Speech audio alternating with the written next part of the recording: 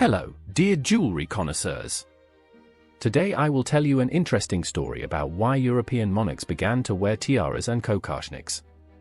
Representatives of the royal houses of Europe often appear at official events wearing tiaras that resemble an ancient Russian headdress, a kokoshnik. In Russia, this fashion for kokoshniks has been popular since the time of Empress Catherine the Great and the Grand Duchesses. However, thanks to Alexandra, wife of King Edward VII, who was the sister of Russian Empress Maria Feodorova, wife of Alexander III, this style became popular in the West as well.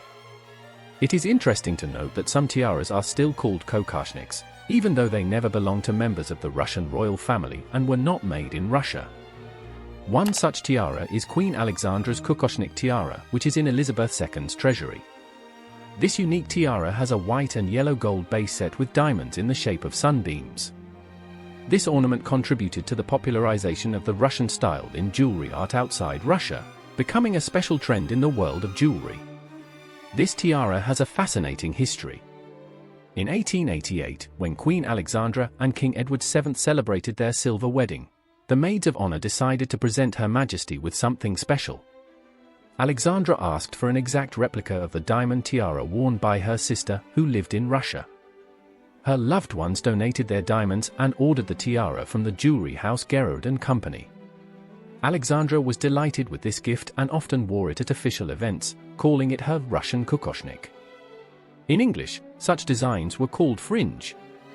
A similar piece of jewelry was on Elizabeth's head on her wedding day, but like many Russian tiaras, it could easily be transformed into a necklace, which caused the bride a lot of trouble.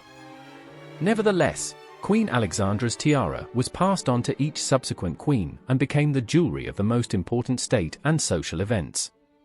The Duchess of Westminster's blue enamel kokoshnik tiara was made just over 100 years ago by the ancient jewelry house Chaumet. The French brand, with a two-century history, was already famous among European aristocrats, symbolizing true luxury and power. Unsurprisingly, the tiara quickly fell into the hands of Hugh Grosvenor, 2nd Duke of Westminster. As soon as the tiara was put up for auction in 1911, the Duke, accustomed to luxury, immediately shelled out a substantial sum for it.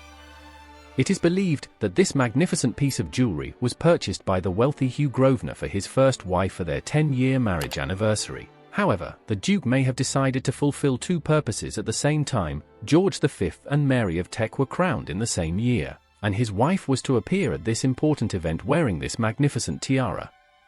This piece of jewelry is a true work of art. Just take a look at it. Gold, platinum and azure enamel are a worthy backdrop for the 280 diamonds that create a delicate floral composition. This is a magnificent display of French jewelers' skill in the style of Russian traditions and culture, a work that deserves a place in a museum collection. But, despite the expensive gift, the marriage could not survive. Soon after the purchase of the tiara, the Duke divorced his first wife, and the jewel remained in his jewelry collection. After the Duke's death, the tiara was unexpectedly auctioned and left the family possession. This happened because of the inheritance tax that had to be paid to the heirs of the deceased Hugh Grosvenor. The amount of this tax in the modern world is about £200 million. The family did not have enough monetary resources at that time, so they had to part with part of the family values. In the early 2000s, one of the Duke's heirs, Gerald Cavendish Grosvenor, found and returned this family heirloom. Gerald's fate may inspire envy in some and sympathy in others. The billionaire, who primarily dreamed of the humble life of a farmer, suddenly found himself holding the title of Duke, unexpectedly. When Gerald was only 15 years old, his uncle, the 2nd Duke of Westminster, died without leaving an heir. Under British law, his fortune could not pass to his daughters, and Gerald's father and then Gerald himself became the heir. This great wealth, which fell to his lot at such a young age, buried all his hopes of a simple life. All his time was spent managing the family fortune, yet he managed to retain his core values: loyalty to his family, freedom from prejudice, common sense, and independence from financial success. Understanding the importance of family heirlooms and heritage, Gerald spent many years working to restore lost jewelry to the family collection, including the Duchess of Westminster's blue enamel kokoshnik tiara. In the end, Gerald's efforts were successful, and this azure miracle returned to his family, adorning the head of his wife, Natalia. Nevertheless, the tiara kokoshnik did not stay in the aristocratic family. Already in 2015, for unknown reasons, she was again at Christie's auction, following its fickle owners. The cost of the tiara exceeded all expectations, and the buyer laid out almost $700,000 for this work of art, which, without a doubt, deserves a place in the best museums of the world. The precious aquamarine crescent-shaped masterpiece, or as it is also called, Russian kokoshnik, according to the official version, is not part of the collection of the family fund of the Swedish Bernadotte dynasty. Instead, it belongs to the Swedish king's sister, Princess Margaret, who lives in the UK. The ocean glow of the purest aquamarines embodied in this piece of jewelry will leave no connoisseur of exclusive pieces indifferent. Looking through old photographs of the first ladies of Sweden, one cannot help but admire the exquisite beauty of these huge stones encased in elegant diamond lattices made by the master with finesse. The author of this beautiful tiara is still unknown, but researchers have suggested that the style and composition of the jewelry is much like the work of a German court jeweler named Kong. Oh, those Swedish princesses, how touchingly they adore luxurious semi-precious stones, are proud of them and constantly delight the world with their magnificent crystals. The first owner of an aquamarine kokoshnik is believed to have been the wife of the future king of Sweden Gustav VI Adolf, Margaret Connaught, or Princess of Connaught. She made a jewelry contribution to her husband's family, bringing this treasure with her from Ireland. There has probably never been a photograph of the owner of this tiara with it on her head. Margaret brought 5 children to her husband and was expecting a 6th when she died suddenly in 1920. Her collection of favorite jewels was divided among her children, and the tiara kokoshnik went to the late princess's eldest son, Gustav Adolf, the future king. His wife, Sibylla of Saxe-Coburg and Gotha, can be said to have breathed new life into the tiara and presented it to the public.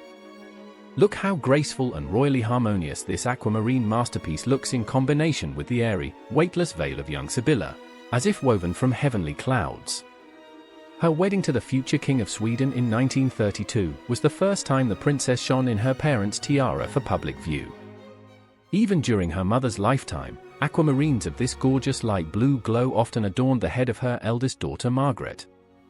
However, Sybil herself was also fond of the tiara and never stopped wearing it until the end of her days, including a difficult period after her husband's untimely death in a plane crash in 1947.